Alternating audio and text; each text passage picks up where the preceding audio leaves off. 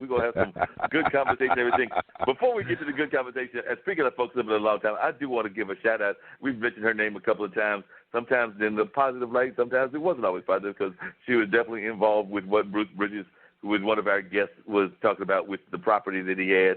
And, yes, Ms. McLaughlin might not have done, in some people's mind, the right thing in getting that property that that she had been renting to him for a number of years to have that historical no bookstore and everything. But no matter what people may have thought about the way that business was handled, and I'm not going to say whether I thought it was handled right or wrong or what my own personal opinions are at this particular time, but Ms. McLaughlin, as of, I believe it was this weekend, turned 103.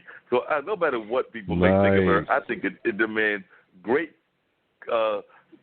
commending to make it to 103. I used to live just down the road from her when I lived on Cecil Street, and I've gone by there recently, gone by with a friend driving by, so I've not seen her in person, but I know as of, I want to say maybe the latter part of last year, I did see her in person, still very vibrant, still very much out there, still talking, and was still talking as much junk as anybody that I know to you and everything, and is 103, and, personally, I won't be surprised if you don't make it to 153 or something like that. I know that the odds are against that. Human bodies don't usually make it that long, but the way she acts, the way she's got her attitude, I'm not going to be surprised if it don't happen, if I'm fortunate enough to make it to where I'd have to be in my hundreds to get to her 153 if that was the case. But I would not be surprised if she made it, but she is definitely deserves some accolades for doing that, being a pioneer in business, because she's definitely been involved in the business community for a number of years in Durham. So I just wanted to give a shout-out to Miss McLaughlin for turning 103. Ain't nothing wrong with that, bruh. And also got to give a shout-out to DJ D-Nice, DJ Casper, Ninth Wonder, DJ Premier, my man Storm Known the General, everybody who's done, I would call it a club quarantine set, where they played the music. They're on their Instagram lives getting it in. I think D-Nice is doing another one right now. And Ninth Wonder's doing one tonight. Also, Mad Skills, he's doing one that just started a few minutes ago. So, you want to hear some good music, want to vibe out to something, click on Instagram, pick your room. Have a good time, what I'm saying? So shout out to all of them for doing that as well. Yeah, and I got to give a shout-out along those same lines, and then we'll definitely get to our guests. But there have been some great concerts that have gone on. I know that Shauna Tucker, who is a friend of mine, along with a pianist that she knows, they did a concert yesterday, an hour-long concert from their living room to the public, and they did it using the power of the Internet. North Star Church of the Arts, which is actually in some ways was a living tribute, because when they first started it, Phil Freelon was living, and it was kind of a living tribute to him, even though they knew he was fighting that devastating disease and that he would eventually pass away. But that was almost like a living tribute to him while he was living.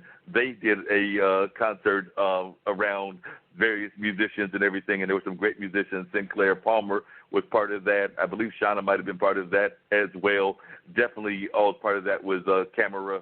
I think it's Camera Thomas, if I remember correctly. Reese Palmer, who we've had on this show, she was part of that. So there were a number of just amazing musicians that, tried to practice that social distancing while they were playing. So that you saw them trying to keep their distance, but at the same time, they were able to get a very fancy concert that lasted for a number of hours on and was used as a way to, get folks out there. So it was great seeing our artist friends. I mean, a lot of them are struggling, and they're trying to find ways to make some income and trying to find ways to support themselves and everything. And there are people that are helping them as well. But it's also another way that if you're sitting in the home and you're tired of watching the umpteenth rerun of whatever movie you've been watching, or the umpteenth rerun of the TV show, or you're really tired of watching the umpteenth rerun of the 2008 March Madness, since there is no 2020 March Madness, these are more current updates that you can get into and check out. Yeah, indeed. So, life still is going on, man. We're just doing it a different way. Maybe we're doing it back the way it used to be, way before all of these different things, you know what I'm saying? It's crazy. It is. So who we got at the door? And it's one of them, a young lady by the name of Miss Jones. So I think I wanted to start with her. So tell me who we got at the door, and then we'll just... That I couldn't tell you because the only thing it's going to show me is the number. I can tell you from who came in the door first. We can let them in that way, but other than that, it doesn't give me, unfortunately, our screening doesn't automatically screen and give us a name. So let's just go by the way they came in the door. So whoever came in the door first, and then we'll go from that way, and then we'll bring in the various conversations. We may hear the door ring some more times too, but let's just go for whoever came in the door first. Okay, caller, phone number ending in 7145. Welcome to Straight Talk with Dean and Mark. Tell us who you are and where you're calling from. Hi, my name is Nicole Jones, and I am the Executive Director for Divine Girls, and I'm calling from Columbia, South Carolina. Hey, I was hoping that was you, Nicole, so I actually got my wish, Gene. That's the one that I was hoping would be the first caller and everything.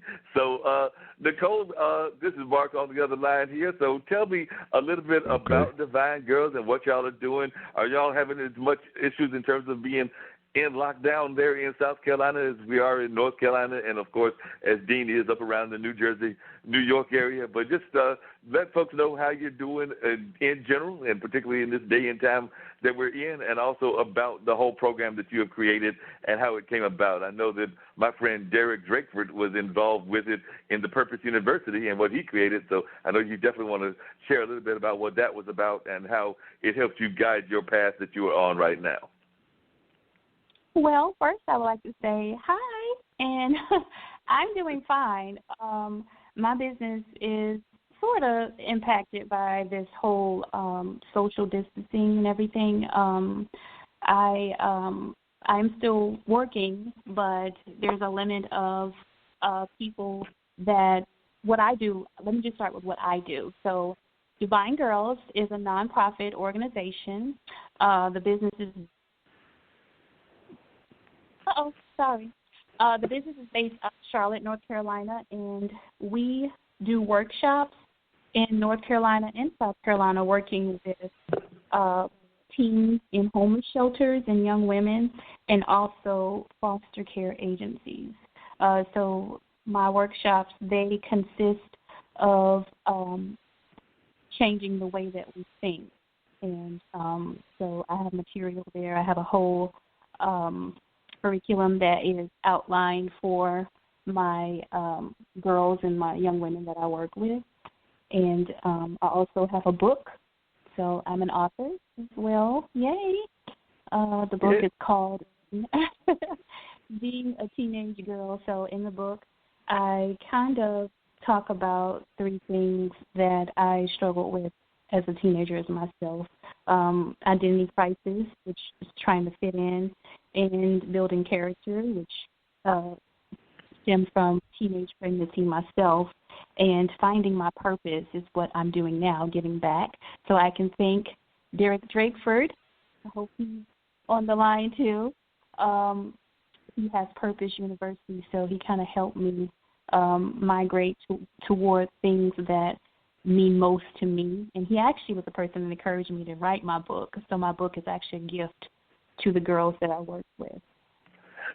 Yeah, and it's such an important topic these days and times. I mean, even before the coronavirus came around and everything, we know that gentrification and things of that nature, which we've talked about on this show, but with a number of guests, including some from around the New York, New Jersey area, some from North Carolina, some from California, some from just around the country and around the world. The gentrification has been going on for a number of years, which means more and more people are finding themselves in this situation of having to I hate to put it this way, but we're finding more and more people that are being either homeless or on the borderline of being homeless. So I imagine that even before this was going on, you were finding that you were getting an increase in people that were wanting to learn how you were able to help both yourself as well as to help other kids and other teenagers and young adults.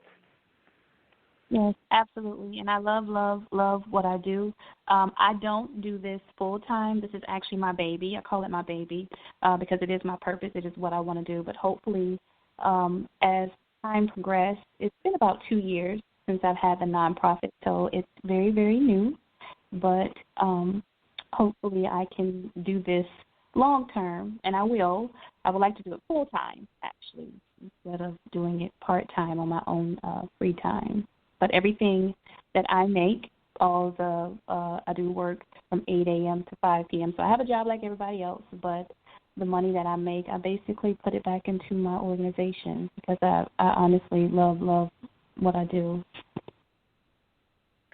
And what are some of the things you've learned just in terms of being the one that created this nonprofit and just in terms of how you've been running this business? What are some of the things that you've had to learn that surprised you and some of the things that you are still struggling with and some of the things that you would like other people to help you with as you're developing the company? So, like you said, it's a fairly new company. So the first question is, what are some of the things that you have learned and what are some of the things that you would like people to help you with as you're continuing to develop your company?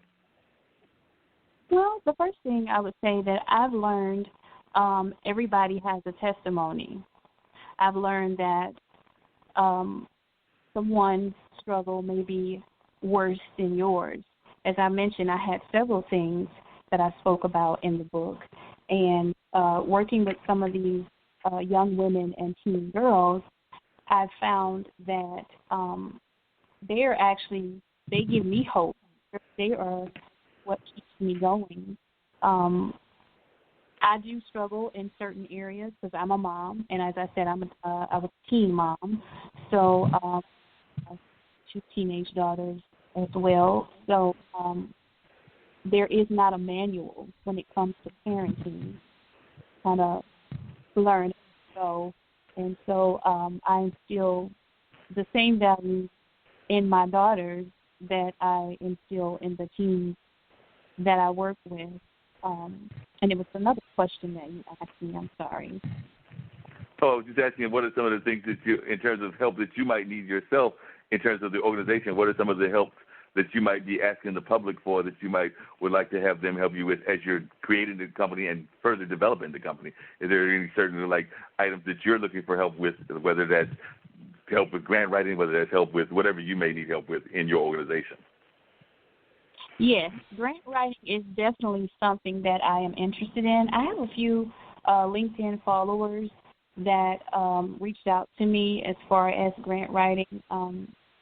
I will say I am familiar, but not really, so I probably would need someone to assist me on how to get started in writing grants. And my books, like I said, I purchased them for my team, so maybe if I'm looking for, as a standpoint of a community, as far as the community, maybe helping with buying the book, because the book is a part of the curriculum, the life skills curriculum that I have written out. So that's actually the gift for them, but it goes with the curriculum.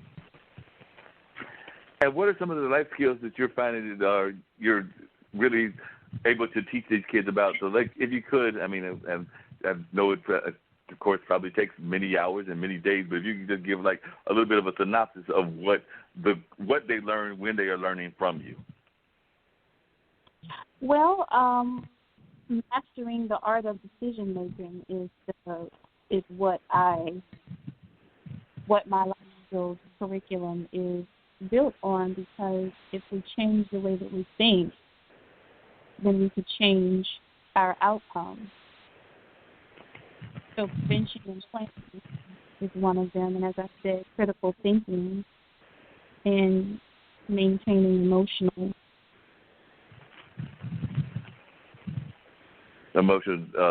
connections and things of that nature, which is probably becoming even harder to do in this particular era that we're in when everybody's trying to encourage social distancing. But it's been really interesting. I've had several people say that they didn't want people to get it confused, because some people, when they hear social distancing, they think that they're supposed to be distancing themselves and disconnecting from people. When what they're really saying is social distance yourself in terms of your physical proximity. So my friend Shree likes to call it, he's like, they're not really telling us to social distance, because if anything, we need to actually connect more with people as we're going through this crisis and everything. Because he's like saying that the terminology may be a misnomer, is the way he's describing it, because what they're really asking us to do is social physical distancing, where we're actually separating away from the people because of what they're concerned about with the terms. Yeah, the social distancing part, as I said, for me and what I do, that can be a little difficult because I'm not actually with the girls that I'm working with. And right now, it's more of calling and talking to them and helping them through whatever it is that they may be going through. Sometimes,